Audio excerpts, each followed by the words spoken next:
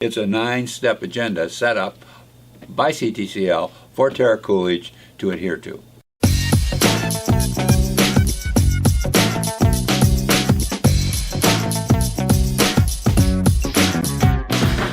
Okay, here we are. Talking Racine is back, and we're still the same guys. George Myers, Jim Spodek, yes. Ken Jorgen. Yeah. We're going to talk about the election that took place in Racine and who actually controlled the election. We've talked about this before, and there's more information coming out all the time because Hot Government put in a request. That's what I was going to say. Basically, what happened is we put in a open records request months ago. I thought you were pointing at the camera like you sure you got that thing. No, I was going to say I was going to say something, and then you look over and you're going ahead and saying it. But yeah. It's not that anything news happened other than we finally got the request we got put in for months ago. Well, part of it, it's probably going to be a huge dump by the time it's. Well, we're talking about 68,000 or whatever it is. Well, that was a claim. That's an awful lot of emails. Yeah, it's an awful lot of emails. And no one's going to count them. All we know is there's going to be a huge stash of them. That's what Letney claimed. Letney said, yeah, we wanted Vicky Selko's emails, and he says, well, that's 78,000, whatever it is. That's a crazy number. We figured it out and said, well, that would be three emails a minute for that. Yeah, it was nutty. I mean, it would be like nobody's got anything to do with read emails if that was true. But anyway, that's what we're going to review today. We're going to be talking about the emails that did come in, and it paints a pretty telling picture.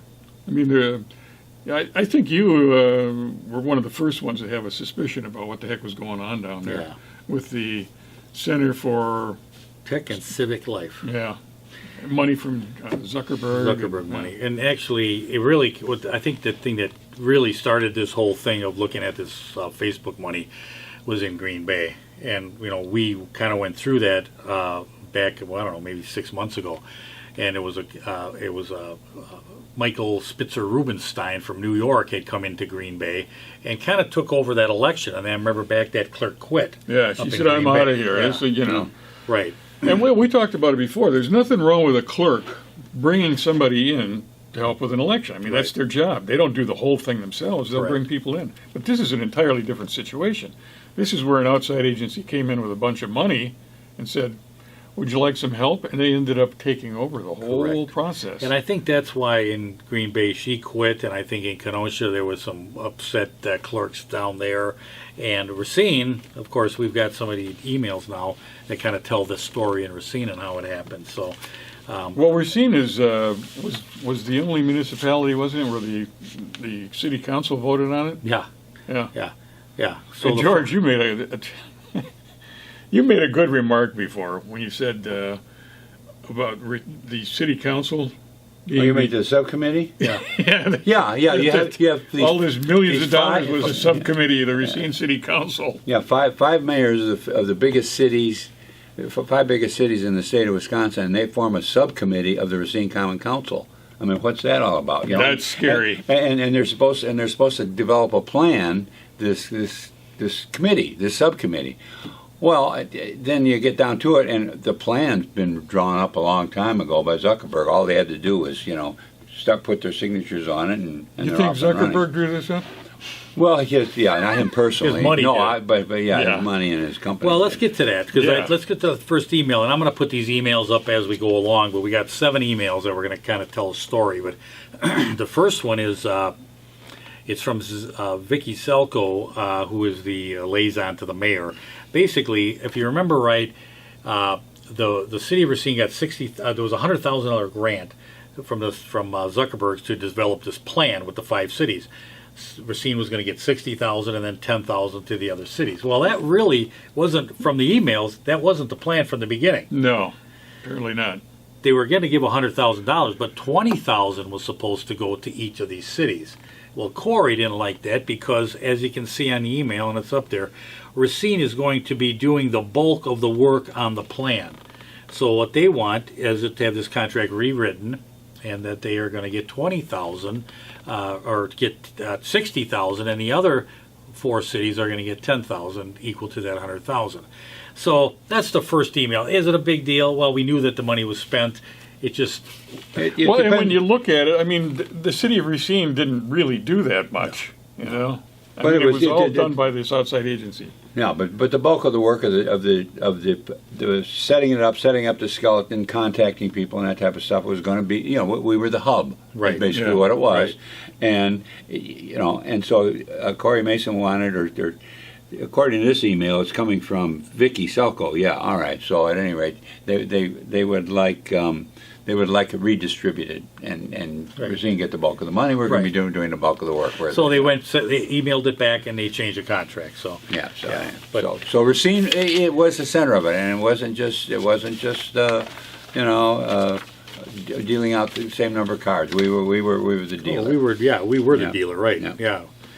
And $100,000 was really chicken feed in the grand scheme of things. Nothing. I mean, it was like millions of dollars. that Then this passed was through. early on. That was at the end of May of 2020.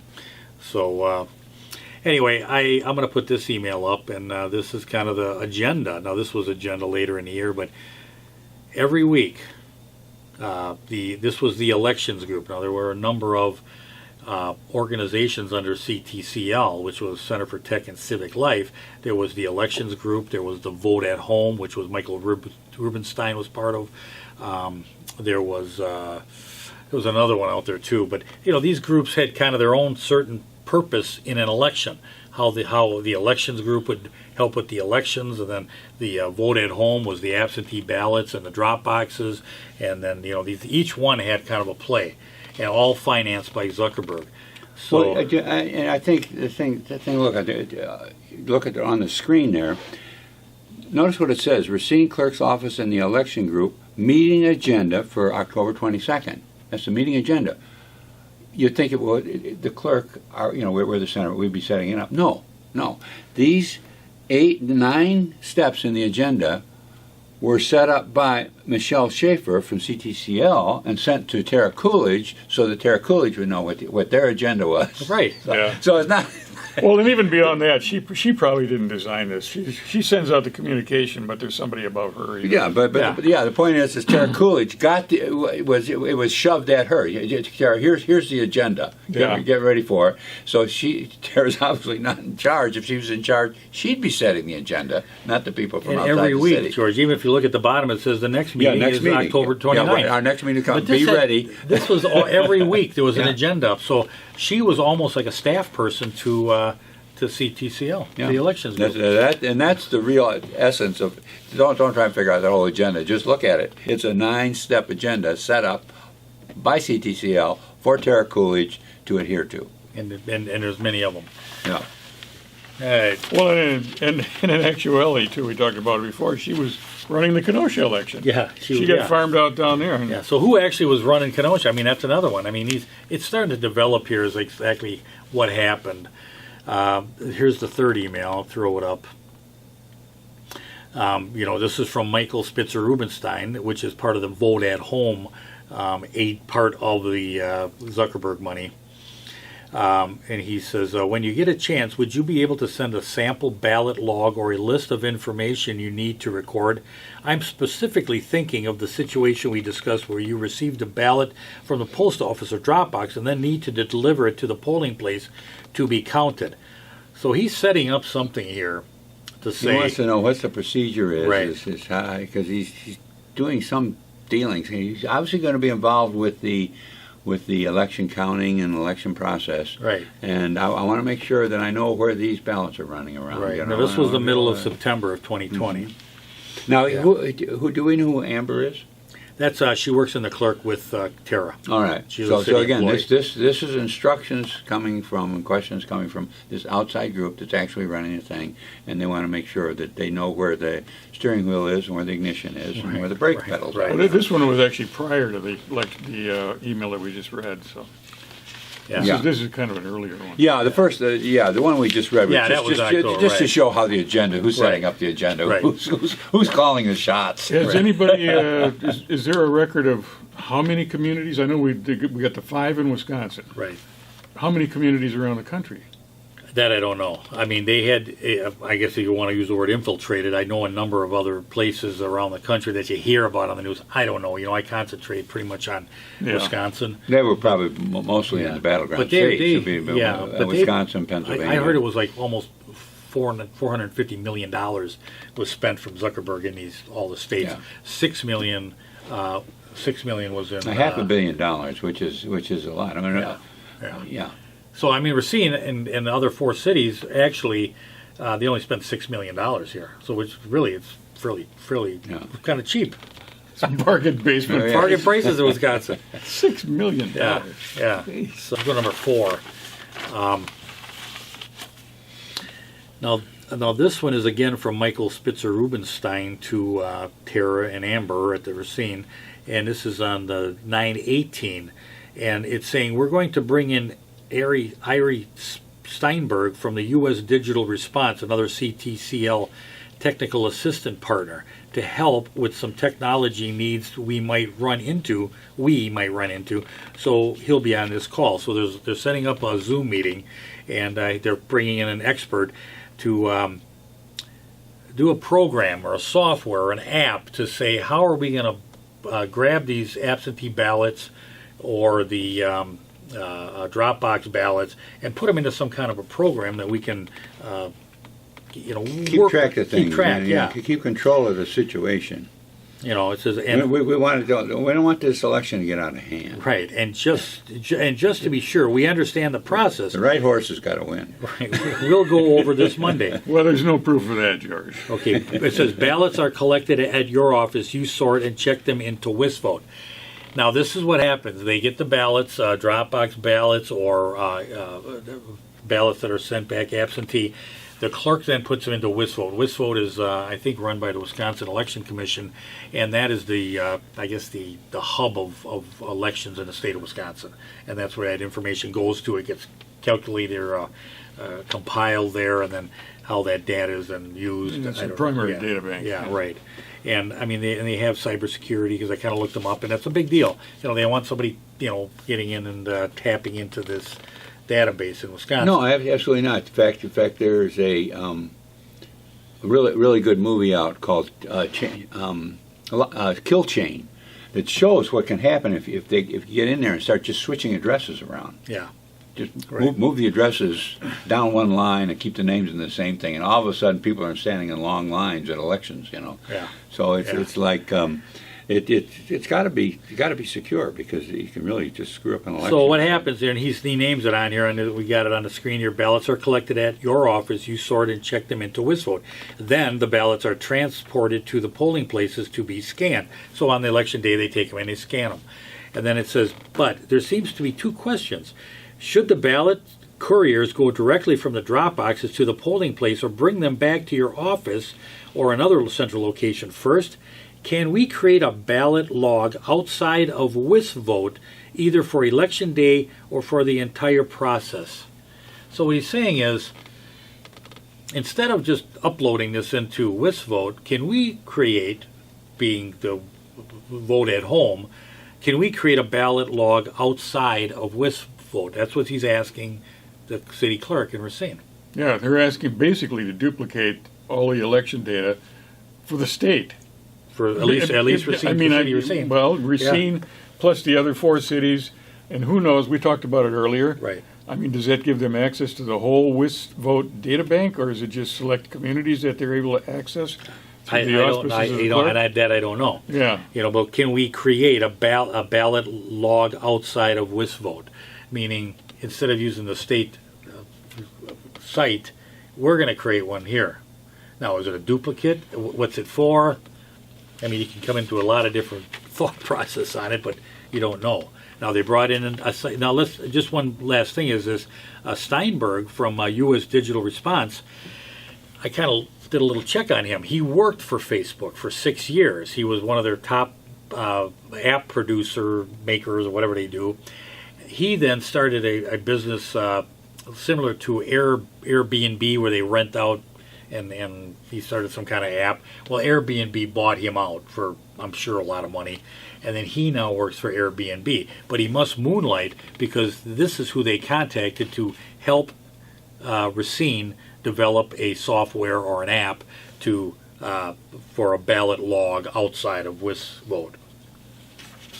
Now, you would think that in an election, you're mostly concerned about making sure that the voter is who he or she Right. says he is, and then they get their ballot cast and the count is right. All this other extracurricular information is just gets a little suspicious. What? That this doesn't sound like he's worried about making sure that the right person is voting, and that their ballot is counted right. Well, you know, I mean, you've worked on campaigns. You know how valuable this information is. Who's voting? I mean, just who's voting. That's what I'm saying. That's a huge, very huge data valuable here. information. Yeah, this is huge data. And we don't know where they. I mean, they're trying to collect it from WisVote. Where else are they trying to collect it? I mean, Well, yeah, that's it. I seriously doubt that Wisconsin was the only state that they wanted to collect data from. No, I think they, we all know the data. program that the little subcommittee got of the 5 mayors was a well-grooved in. And one thing I want to say it probably about came from past campaigns. yeah, what I'll say about these groups, all this CTCL, they're good. They're experts, Yeah. man. Oh, yeah. Very efficient, very good, very smooth. And they're aggressive, professional. and Yeah. they come in and they take over. They take over a clerk's this job. Rubenstein is very good. I mean, the way he moves through these, you can watch it. He's very smooth at how he does it, and he starts out kind of easy, and then he just kind of like starts, working himself into the program. And right now they're at this point now. We're going to develop a program to catch these ballots, and we're going to get them in a program or some kind of database. And we're going to sit outside put it in the state program, but we'd like to copy that, or at least a log of that. Well, political parties and candidates just covet that information. Absolutely. Now, if they've got this in a substantial data bank of all this information, how much is that worth? I mean, Exactly. that's one of the things you mentioned is that the data is like golden. Exactly. When you're running a campaign, and you got this kind of information. Who is it? Both political parties pay big bucks for Oh, this. yeah, and they both play it, believe me. Yeah. Okay, so let's go to 5. So here's email number 5. And if you look up here, it's got a PDF file. And in that file, it says, and this is from Tara Coolidge, please find attached the label requested from today's meeting. So this would have been the meeting they had on 9/21/20. And you mind passing it along? I believe I don't have everyone's email, meaning the other group's emails, Vote at Home and the elections group and some of the others. So, but what's in that PDF file is what Spitzer Rubenstein asked for, a ballot from Racine.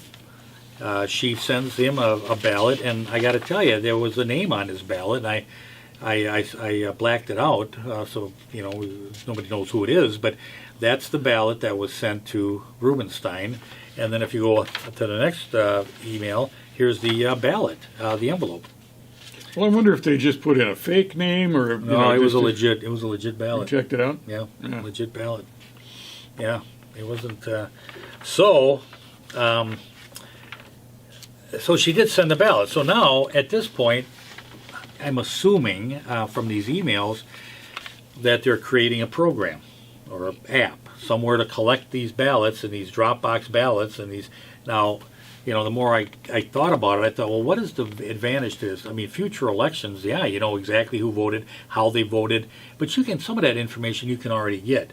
But what else is available? Well, and the thing is I don't think this company came in here for the 2022 or 2024 election. I think they were interested in 2020. No, I agree. They were coming in here to capture this election, and yeah, they might get some data out of it to help in the future ones, but that wasn't their primary purpose. The primary purpose of this was to control this election. Well, you can't assign that motivation to them, Judge. I can. Yes, I can. Not without some kind of evidence, There's. Well, here's the next one. Now, this one is a little bit. This is a 922, but here's I threw this one in because it was kind of interesting because this again is from Michelle Schaefer from the elections group, And she is asking Tara on September 21st, 2021, which would be the same day as that meeting.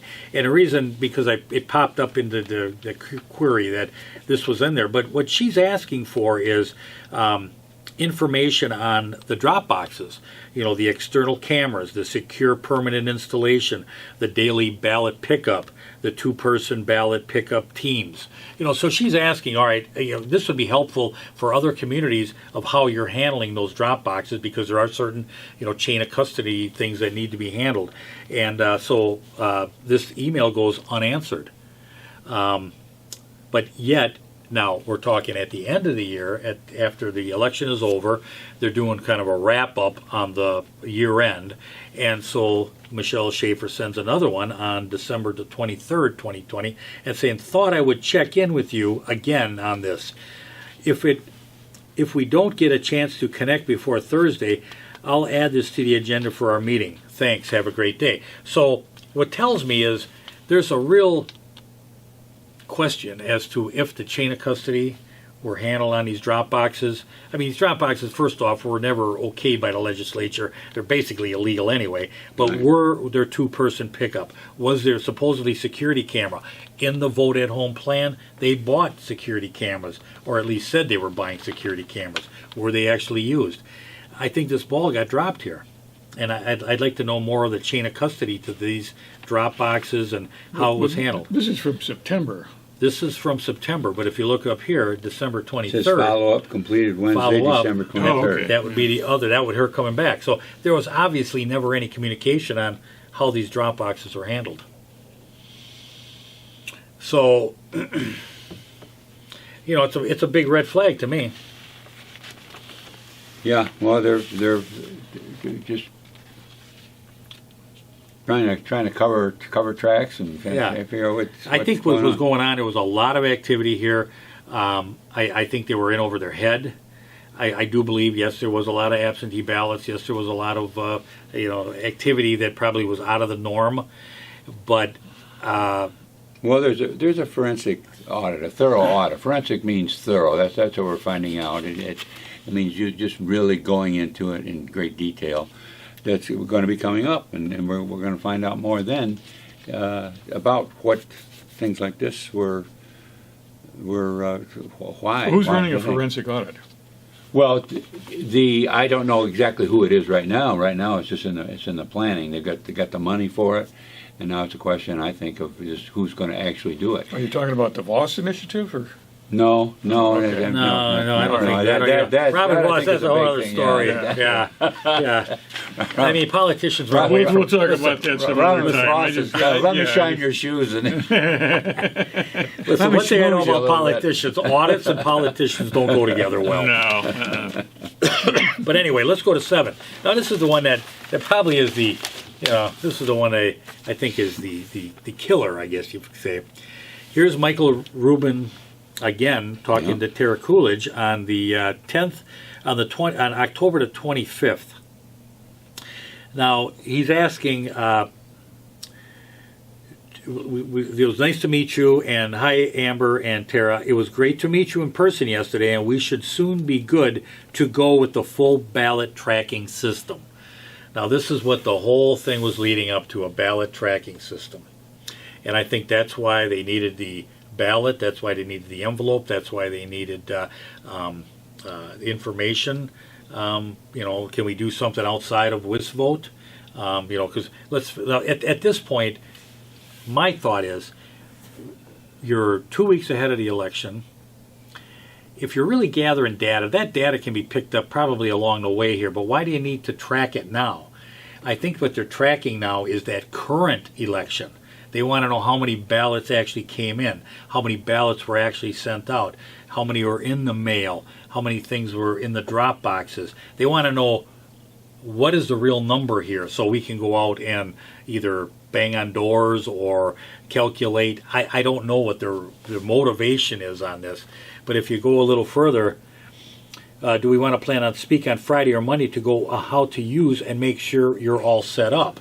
So this has apparently been sent to Tara, and we're going to make sure that you can understand how to set it up. And then he says, and then for the map. So apparently they're going to have a map where they're going to track these ballots. I was able to download the ward sharp file. So the wards are probably in the city of Racine. So I'll need from you is the data from WisVote. Now that data is what he's looking for. He's mentioned it a couple times. Yeah, he's looking for that data out of WisVote. Now that data, that Tara has access to that data. Being the city clerk, right. And to give it to a third party, or to give access to a third party, that's a big issue there. That could be a very big problem. And he says there are two ways to do this. You can run counts by wards or active voters, absentee ballot application, and ballots returned. So he's looking for current data. How many ballots are returned? How many are absentee? How many are out there? How many active voters are there? Or number two, you can download the full list of active voters and absentee ballots with ward district combo and ballot status, reasons for the absentee applications, and I can process everything so you don't need to. Oh, good. I don't have to do any work. Right. So, I mean, this is where I'm going to say the election in Racine was taken over by CTCL, run by CTCL. I think Tara was an employee of CTCL to a degree. Essentially. Yeah. Well, And she was certainly subservient to him. yeah. Up here, so. Yeah, So- I mean, they're setting the agenda. They're telling you what the items of business are, and here's the information we need. She's a data collection tool for CTCL. Now, instead of, and I don't want to throw Tara under the bus as of yet, but could she have been directed by Corey Mason or Vicky Selco or someone in the upper echelons of the mayor's office to say, give them the WisVote information, get that app, we want that app in the city. Well, they shouldn't be able to direct her. I mean, she should be basically autonomous. That's her role. But That's her somebody's job. gotta be- yeah. That's her authority. But would she kowtow to somebody like that? Would she yield to somebody's directive like that? Very possibly so. So, I She's mean, being very cooperative with Rubenstein here, Right. and with CTCL. now this is just one little string, amongst, I think, a lot. 68,000 or 7 out of 68,000. This is going to be crazy. I will lose all my hair now. It won't take long. But yeah, I just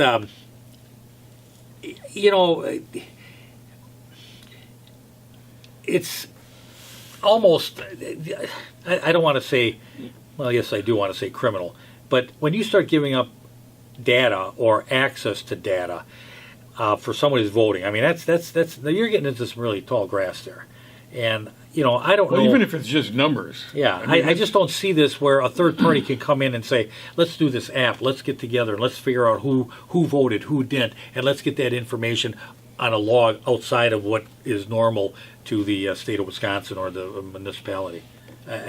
It doesn't sit well with me. Well, it's not, and if you look at what I call the 4 pillars for honest voting: in person, on paper, hand count, 1 day. If you stick to that, this all of a sudden becomes meaningless. Yeah. See, it's when you get away from those 4 things: in person, on paper, hand count, 1 day. As you move away from that, you open up all these avenues for corruption. Who thought we would have a program or an app? I mean, 5 years ago even. I mean, Yeah. none of us would have thought that. We'd have never thought that this, that the computers now have come into our voting. And, darn well they can manipulate. And, Well, you got Well, I didn't ballots like floating those around. touchscreen and- voting Right. when they came. Well, I think that's been pretty much rejected. A lot of people are very, very upset with that, and that's kind of like lost ground. But this stuff is another step in we technological move fast. control. We're moving fast, Yeah. And I mean, I understand. Hey, I want to be efficient on voting, and we want it to be, but we got to make it right. It's got to be right. People have to feel comfortable and that's with the it. thing. There's all this other stuff with the many days to vote, and you can vote absentee or drop them off here.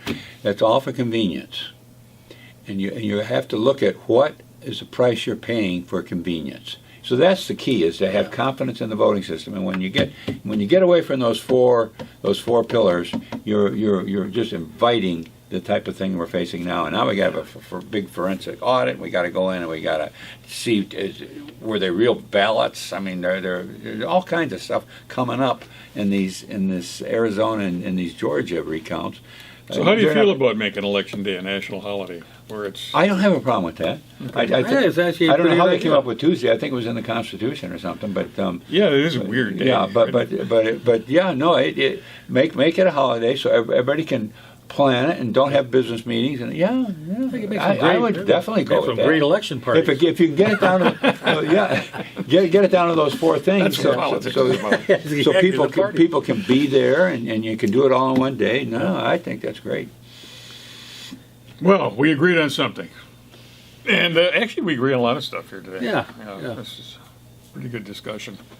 Anyway, we hope we didn't disturb you too much. Just enough to get you activated, to get you concerned about this stuff, get you to pay attention to who's running and why you may or may not want to vote for them. And if we can do that, we'll be happy guys. And we'll see you next week. Thanks for being here.